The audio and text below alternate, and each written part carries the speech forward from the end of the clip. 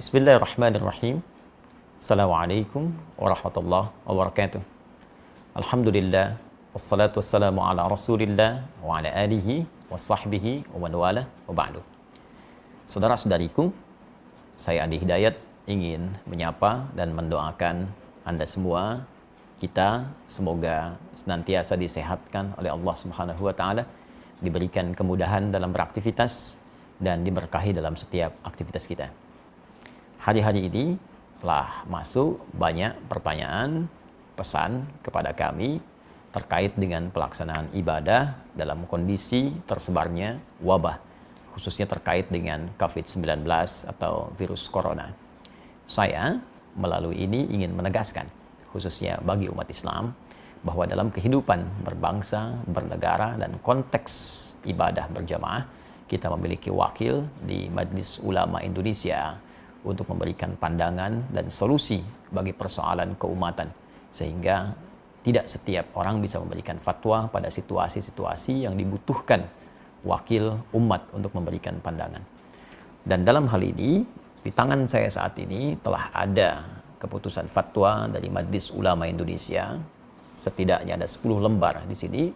Yang penting saya ingin sampaikan mesti dibaca dengan detail, teliti, dan dipahami oleh umat sehingga pelaksanaannya bisa sempurna seperti yang disampaikan.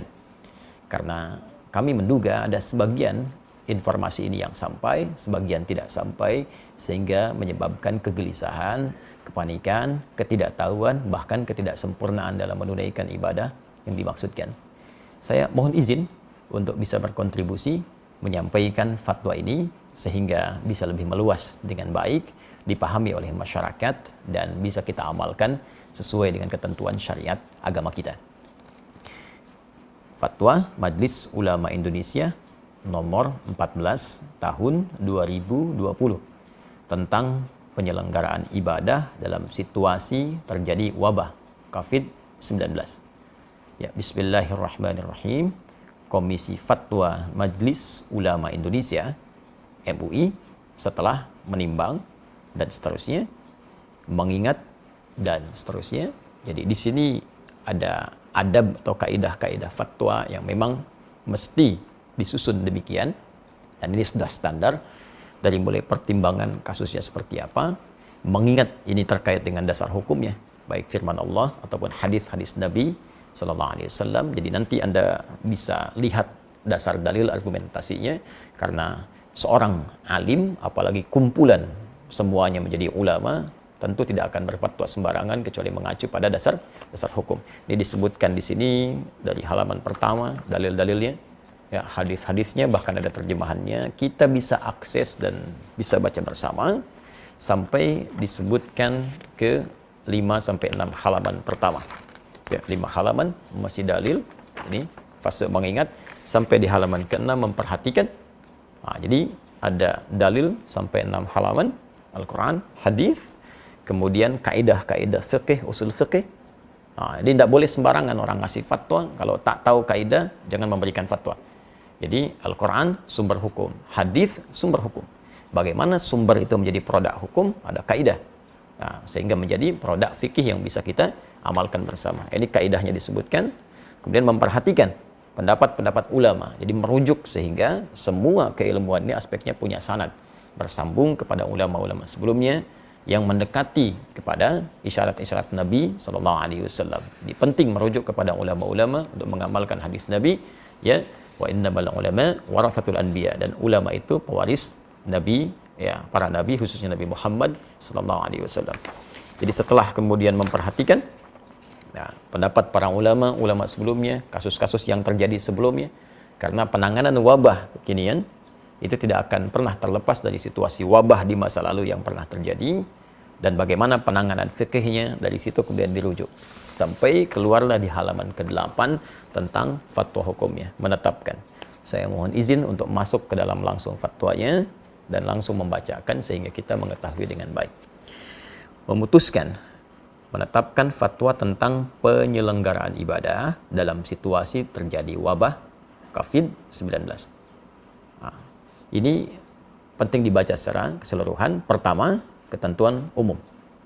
Ya, dalam fatwa ini yang dimaksud dengan COVID-19 adalah coronavirus disease, ya, penyakit menular yang disebabkan oleh coronavirus yang ditemukan pada tahun 2019. Jadi fatwa ini terkait dengan wabah virus corona atau COVID-19. Kedua, ketentuan hukum. Jadi tadi ketentuan umumnya untuk memberikan batasan bahwa fatwa ini dikeluarkan hanya terkait dengan masalah ini saja. Bagaimana ketentuan hukumnya? Tolong perhatikan dengan baik. Di sini ada 9 poin. Ingat betul. Jadi bukan 1-2 yang Anda cuplik lantas Anda sampaikan atau sebarkan atau di broadcast atau memberikan dasar kepada MUI, tapi sebagian saja yang dicuplik. Itu pun penting dipertimbangkan kembali. Saya bacakan satu-satu. Satu, setiap orang wajib melakukan ikhtiar, menjaga kesehatan, dan menjauhi setiap hal yang dapat menyebabkan terpapar penyakit, karena hal itu merupakan bagian dari menjaga tujuan pokok beragama atau ad-darurat al-khams, ya, ad-daruriyah al-khams. Ini bagian pertama. Jadi meminta kita semua berikhtiar, jaga kesehatan kita, jaga baik-baik kondisi kita. Kalau kita mengambil kepada bagian-bagian sebelum yang disampaikan, jelas sekali ada anjuran langsung dari Nabi, kalau sudah tahu wilayah yang terjangkit jangan masuk ke situ, dari wilayah itu jangan keluar. Ya, ini bagian dari menjaga kehidupan kita, dan nanti turunannya kita akan lihat seperti apa proses yang dimaksudkan. Ad-daruriyatul khams, jadi ada 5 aspek tujuan pokok syariat ya, yang harus kita jaga. Yang pokok pertama adalah hifdzun nafsi, menjaga jiwa. Jadi jangan sampai kita mencari harta, mencari kehidupan, ya, mencari segala hal yang menyenangkan, tapi lupa bahwa ada yang membahayakan dalam kehidupan kita. Saya tidak akan banyak menafsirkan, kita sudah pahami. Jadi kedua, ini yang paling penting, orang yang telah terpapar virus corona wajib menjaga dan mengisolasi diri agar tidak terjadi penularan kepada orang lain. Saya ulang, orang yang telah terpapar virus corona wajib menjaga dan mengisolasi diri agar tidak terjadi penularan kepada orang lain. Baginya, sholat Jumat dapat diganti dengan sholat zuhur, karena sholat Jumat merupakan ibadah wajib yang melibatkan banyak orang, sehingga berpeluang terjadinya penularan virus secara massal. Baginya, haram melakukan aktivitas ibadah sunnah yang membuka peluang terjadinya penularan, seperti jamaah sholat 5 waktu atau rawatib, sholat tarawih, dan id di masjid atau tempat umum lainnya, serta menghadiri pengajian umum dan tabligh akbar. Jelas poin yang kedua. Jadi kalau memang sudah ada diketahui positif atau bahkan kemungkinan kuat suspek yang diduga sangat kuat terkait dengan corona, maka ini jelas ya, fatwanya sangat jelas, jangan melibatkan diri dalam proses pelaksanaan ibadah berjamaah, baik Jumat, sholat fardu ditunaikan berjamaah di masjid, atau sholat-sholat sunnah yang ditunaikan dengan sifat berjamaah terbuka. Fatwa ini sangat jelas, mudah dipahami, landasan hukumnya kuat. Bahkan kalau boleh kita memberikan bandingan yang sangat ringan, dalam situasi badai saja, ada hujan lebat, dingin, ya, itu bahkan muadzin mengumandangkan azan dengan satu kalimat membolehkan masyarakat untuk sholat di rumah karena khawatir terkena badai ketika akan ke masjid. Maka bagaimana dengan kondisi orang tertular virus dan bisa menularkan pada orang lain? Atau bahkan dalam konteks lain, ya, orang yang safar saja, perjalanan jauh, dengan keadaan safarnya dia bisa mengganti Jumat dengan zuhur karena kesulitan menunaikannya. Maka bagaimana dengan orang terkena virus yang membahayakan pada dirinya dan bahkan membahayakan orang lain di sekitarnya? Ini sangat mudah dipahami dan tidak perlu banyak ditafsirkan. Jadi kalau memang dampaknya pada wilayah yang sudah terjangkiti, kemudian orangnya diketahui banyak di situ terkena virus juga, maka hukum menunaikan ibadahnya itu bisa diganti dari yang aspek berjamaah di masjid, bahkan Jumat menjadi berjamaah di rumah, atau mungkin Jumat diganti dengan zuhur sesuai dengan fatwa yang disampaikan. Tapi fatwanya belum selesai sampai di sini. Jadi kalau kita mengambil yang kedua ini saja, maka nanti akan banyak ditafsirkan dengan ya, masjidnya ditutup, Jumatnya tidak ditunaikan, ya, baru secara umum. Sedangkan kondisi belum selesai disampaikan. Ya, fatwa nomor 3, orang yang sehat dan yang belum diketahui atau diyakini tidak terpapar COVID-19 harus memperhatikan hal-hal sebagai berikut. A. Dalam hal ia berada di suatu kawasan yang potensi penularannya tinggi atau sangat tinggi berdasarkan ketetapan pihak yang berwenang, maka ia boleh meninggalkan sholat Jumat dan menggantikannya dengan sholat zuhur di tempat kediaman, serta meninggalkan jamaah sholat 5 waktu atau rawatib, tarawih, dan id di masjid atau tempat umum lainnya. Jadi kalau poin 2 tadi khusus bagi yang terkena, maka yang poin ketiga A itu menunjuk kepada kita yang tidak terkena, tapi kita tinggal di wilayah yang diduga banyak terjangkit dan menyebar virus corona. Sehingga menjadikan kita khawatir kalau keluar itu bisa terdampak, terkena, dan bahkan berpotensi menularkan pada yang lain. Dan ini pun sangat dipahami. Jadi kalau Anda tinggal di wilayah-wilayah tertentu yang memang informasi dari pemerintah setempat menyampaikan ini sudah darurat, sudah bahaya, diketahui kemudian tersebar, maka hukum fatwa ini berlaku. Ya, dan jangan dipaksakan. Sholat di rumah, ya itu biasa saja. Jadi kalau kita tidak sholat di masjid, itu biasa. Ya, dalam kondisi seperti poin nomor 3A ini. Yang tidak boleh itu tidak sholat. Itu poin pentingnya. Jadi kalau memang di tempat kita ditemukan situasi, diketahui banyak terjangkit, jangan paksakan situasi datang ke masjid. Ya, bahkan boleh Jumatnya gugur dan diganti dengan zuhur. Dan pahalanya sama dengan ketika kita menunaikan di masjid. Ya, saya sampaikan hadis Nabi sallallahu alaihi wasallam, riwayat sahabat Abu Hurairah radhiyallahu taala anhu, Nabi pernah menyampaikan, "Idza maridul 'abdu aw safar kutiba lahu mithla ma kana 'alaihi muqiman sahihan." Kalau ada seorang yang sakit atau bahkan sedang perjalanan jauh, dia tidak bisa menunaikan ibadah rutin seperti biasanya, maka apa yang dia tunaikan pada saat itu dihukumi sama pahalanya dengan kebiasaan dia semula. Saat sehatnya, saat normalnya. Anda saat safar kemudian menunaikan yang sempurna jadi qasar, zuhur 4 jadi 2, sunnah tidak dikerjakan, padahal sebelumnya biasa Anda tunaikan. Maka kalaupun Anda kerjakan qasar, sunnah tidak dilakukan, tetap pahala dituliskan sempurna seperti kebiasaan Anda. Anda yang rajin ke masjid, kita yang biasa Jumatan, karena kondisi ini tidak memungkinkan ke masjid, dan tidak kita tunaikan berjamaah di masjid, kita tunaikan di rumah untuk menjaga diri pada aspek yang sangat penting, maka pahalanya pun sama dengan Anda mendatangi tempat ibadah itu. Tapi kalau Anda memaksakan diri sampai tertular atau menularkan pada orang lain, maka bukan hanya berpeluang keliru, tapi berpeluang juga dosa di dalamnya. Fatwanya belum selesai. Pada poin B, dalam hal ia berada di suatu kawasan yang potensi penularannya rendah. Tolong disimak baik-baik. Dalam hal ia berada di suatu kawasan yang potensi penularannya rendah, berdasarkan ketetapan pihak yang berwenang, maka ia tetap wajib menjalankan kewajiban ibadah sebagaimana biasa dan wajib menjaga diri agar tidak terpapar COVID-19 seperti tidak kontak fisik langsung, bersalaman, berpelukan, cium tangan, kemudian membawa sejadah sendiri dan sering membasuh tangan dengan sabun. Nah, ini penting dibacakan bagian kedua ini supaya kita mengetahui ya, bahwa fatwanya belum selesai. Jadi kalau di wilayah kita berdasar keterangan dari aparatur setempat, ya pemerintahan setempat menyampaikan di wilayah ini baik, di wilayah ini diduga kuat belum tersebar atau kecil kemungkinannya, maka kita berjamaah seperti biasa.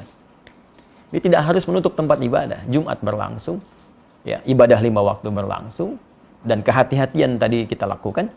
Ya, kita hindari kontak fisik secara langsung, bersalaman, atau kemudian tadi membawa sejadah sendiri, menggunakan hand sanitizer, ya. Nah, itu kita lakukan. Tapi jangan latah kemudian masjid ditutup, Jumat tidak ada, sehingga seakan-akan sunyi dari ibadah. Nah, hanya mungkin di fatwa ini juga, ini kami mengusulkan. Ya, kami mengusulkan kepada pemerintah di daerah-daerah setempat dengan berkoordinasi dengan pusat, nah, ini mungkin menyampaikan kepada masyarakat transparansi data yang terbuka.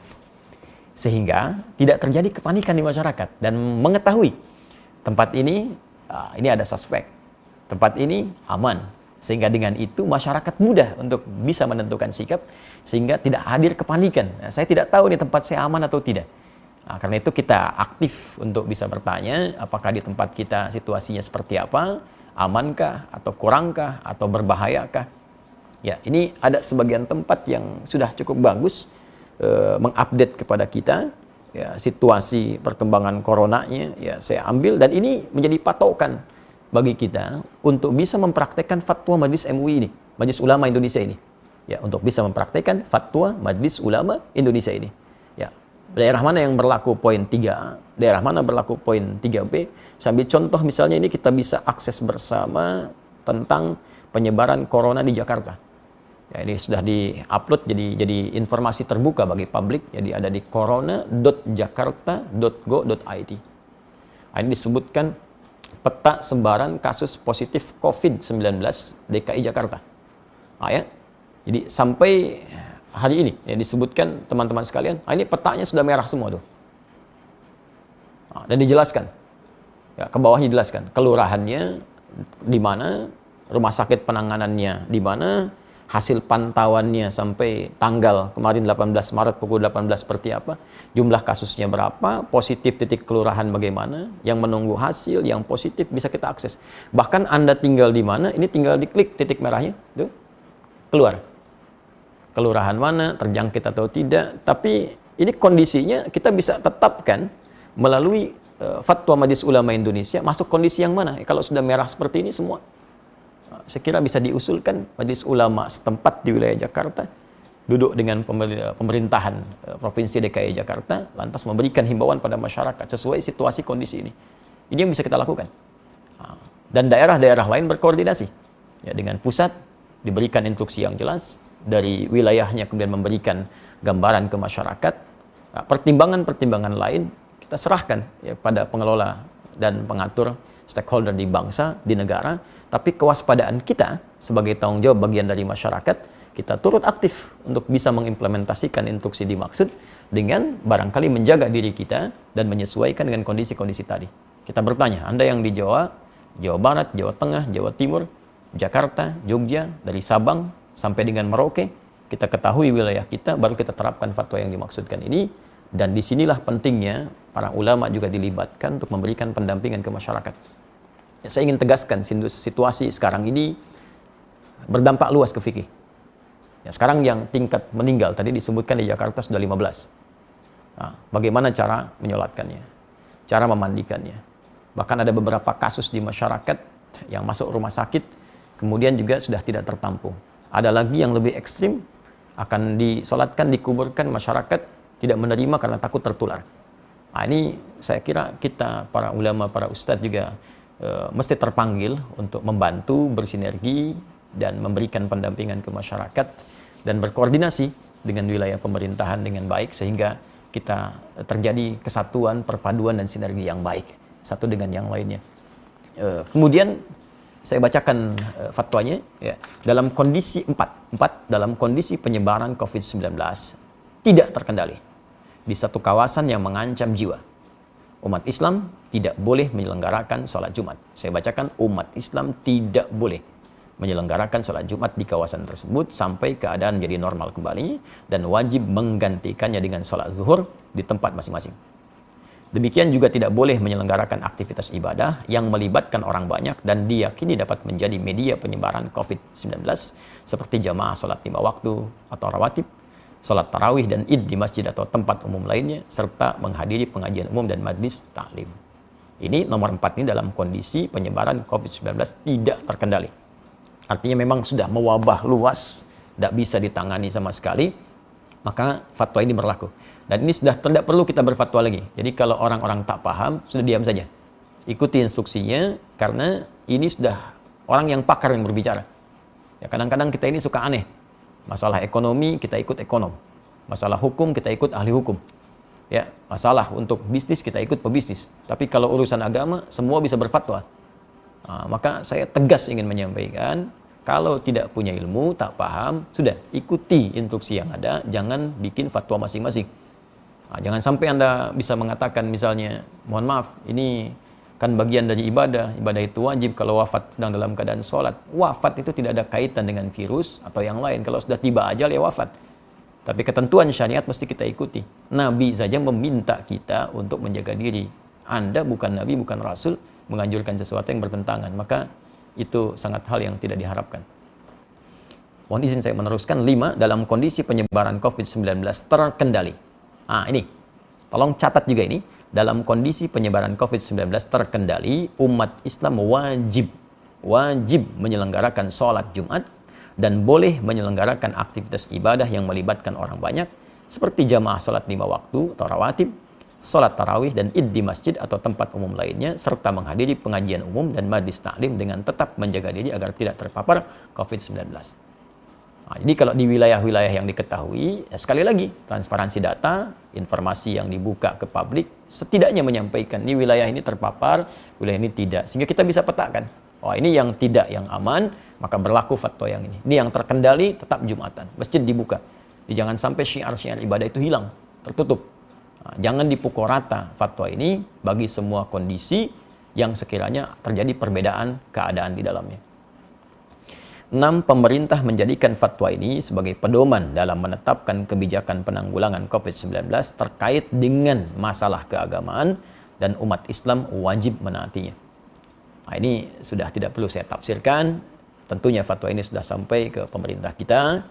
Negara kemudian bisa mengambil tindakan dan kita mengikuti sesuai dengan arahan fatwa MUI yang dimaksudkan. 7. Pengurusan jenazah. Ya, tajhiz al-janaiz yang terpapar COVID-19, terutama dalam memandikan dan mengafani, harus dilakukan sesuai protokol medis dan dilakukan oleh pihak yang berwenang dengan tetap memperhatikan ketentuan syariat, sedangkan untuk mensalatkan dan menguburkannya dilakukan sebagaimana biasa dengan tetap menjaga agar tidak terpapar COVID-19. Saya kira ini sangat jelas, ya, dan ini perlu berkonsultasi juga. Ada ulamanya, ada bagian medisnya, dan dijelaskan bagaimana saat menyolatkan tidak tertular, saat memandikan tidak tertular, sehingga dengan itu tidak terjadi kepanikan. Dan saat seorang pun dengan izin Allah sesuai ajal meninggal misalnya, karena terpapar virus ini, dan kita doakan semoga Allah menerima segala amal baik, menjadikan rahmat, ya, menjadikan syahid sesuai janji Nabi SAW. Nah, tapi yang paling penting adalah dengan jelas semua itu tidak ada kepanikan. Dan kita mengerti apa yang harus kita lakukan. Ya. 8. Tindakan yang menimbulkan kepanikan dan atau menyebabkan kerugian publik seperti memborong dan atau menimbun bahan kebutuhan pokok serta masker dan menyebarkan informasi hoax terkait COVID-19 hukumnya haram. Hukumnya haram, termasuk Anda pun yang menyebarkan informasi fatwa yang sembarangan, ya, yang bahkan tidak terkait dengan kondisi yang dihadapi, itu bisa salah juga. Ya, seharusnya bisa ke masjid, tidak bisa ke masjid. Atau seharusnya tidak harus ke masjid, malah ke masjid. Nah, maka dilihat dengan baik-baik. Dan saya pada poin yang ke-8 ini ingin mengajak seluruh lapisan masyarakat Indonesia, tanpa kecuali, terlepas dari sekat-sekat keyakinan dan yang lainnya, mari kita bersinergi untuk mengatasi wabah virus COVID-19 ini. Ya, Anda yang diberikan keluasan oleh Allah Subhanahu wa Ta'ala dari segi harta, atau bahkan bisnis Anda terkait erat dengan kebutuhan masyarakat saat ini buktikan. Waktunya Anda untuk membuktikan diri, berbakti kepada negeri, bangsa, berkhidmat, niatkan sebagai ibadah, tampil Anda. Buat masker yang banyak, sebarkan di masyarakat, CSR Anda gunakan untuk berkhidmat secara sosial, atau bikin harga yang murah. Nah, jangan mencari keuntungan dari situasi yang sulit. Ya, karena untuk apa Anda mendapatkan harta kekayaan yang tinggi di atas penderitaan orang lain? Ya. Kemudian juga yang usaha di bidang disinfektasi, disinfektan, silahkan buat dengan harga pokoknya, sebarkan.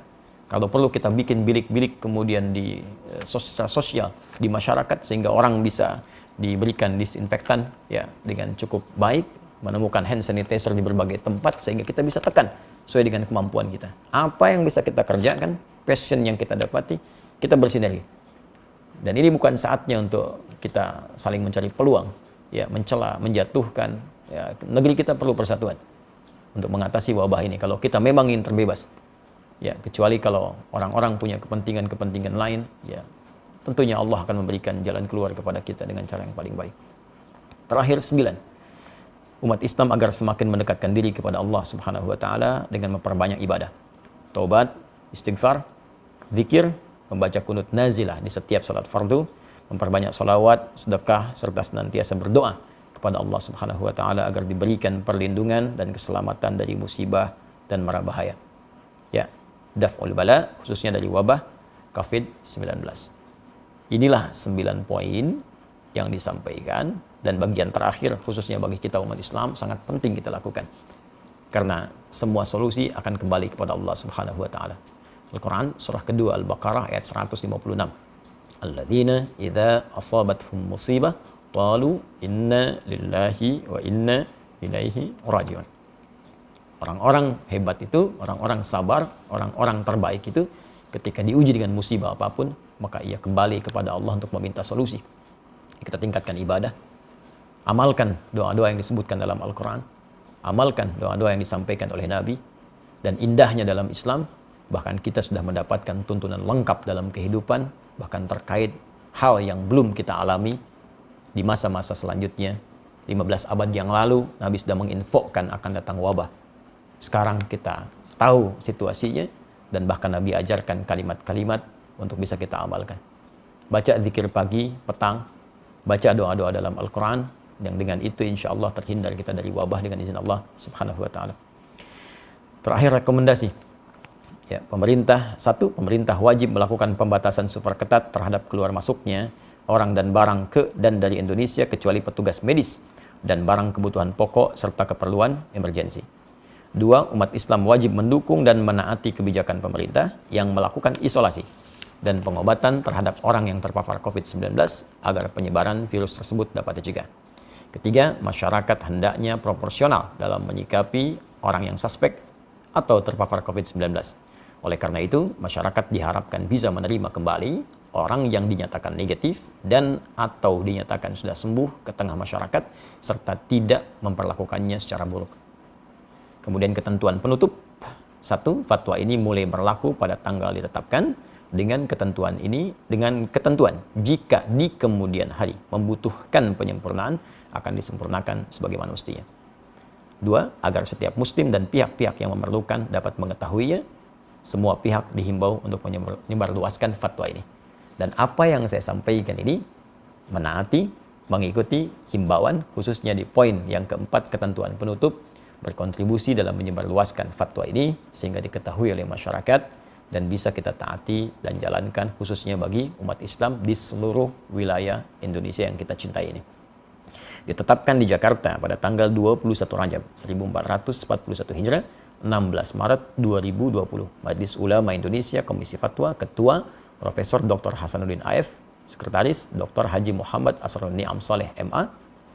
Mengetahui Dewan Pimpinan Majelis Ulama Indonesia, Wakil Ketua Umum ditandatangani Kiai Haji Muhyiddin Junaidi MA, Sekretaris Jenderal Dr. Haji Anwar Abbas MM MAG. Dan insya Allah kami mengetahui semua orang-orang ini yang menandatangan seluruhnya kafabel, ulama-ulama yang insya Allah dibimbing oleh Allah Subhanahu wa ta'ala dalam kebaikan. Karena itu dengan hadirnya fatwa ini, maka silahkan kita sikapi dengan baik. Saya berharap juga kepada kolega dari kawan-kawan, termasuk khususnya di umat Islam, Ustaz, para ulama-ulama di daerah ikut menyebarluaskan ini dengan proporsional, dengan detil, sesuai dengan keadaan daerahnya, sehingga menjadi sikap bagi masyarakat untuk bisa menunaikan ibadah. Dan saya juga menghimbau kepada pemuka-pemuka di agama lain, saudara-saudariku sebangsa dan setanah air, ya, agar sama-sama kita bersinergi menyampaikan kepada umatnya, menyampaikan kepada masyarakat juga di bawah binaan dan bimbingannya, agar senantiasa bisa menjaga diri, kesehatan sesuai dengan instruksi yang kita dapati dan bisa menyatukan kita dalam suasana kebangsaan yang utuh, baik, dan semoga Allah membebaskan kita dari wabah COVID-19 ini dan memberikan hikmah-hikmah terbaik kepada kita. Dalam situasi yang sulit akan tampil orang-orang yang hebat, orang-orang yang jelas cintanya kepada bangsa, kepada negara dengan memberikan kontribusi-kontribusi yang positif. Tapi di saat ini pun akan tampak orang-orang yang memang tak peduli, orang-orang yang hanya menumpang kehidupan yang mungkin tidak kita saksikan dalam kehidupan kita. Tapi di atas semua ini, persatuan lebih penting dengan menghindari segala hal yang bisa merusak tatanan kebangsaan kita. Adi hidayat untuk semuanya. Assalamualaikum warahmatullahi wabarakatuh.